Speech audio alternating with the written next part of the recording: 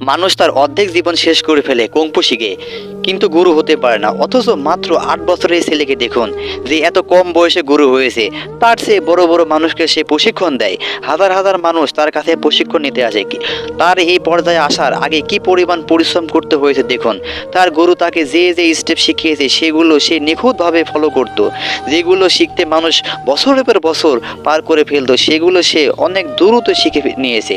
তার গুরুজি তাকে যত কঠিন স্টেপ দিত সেগুলো সে সহজেই শিখে নিত, এবং সে আরও কঠিন স্টেপ শিখতে চাইতো। আর এই প্রতিভা দেখে গুরু নিজেই অবাক হয়ে গিয়েছিল যে যেগুলো বড়দের দেওয়া হতো সেগুলো এই ছোট বাচ্চাটি খুব সহজেই শিখে নিত। তাই গুরুজি বুঝতে পেরেছিল তাকে ছোট বাচ্চাদের স্টেপ দিয়ে কোনো কাজ হবে না, কেননা তার কাছে সব কিছুই সহজ। এখন থেকে তাকে বড়দের স্টেপ দিতে হবে।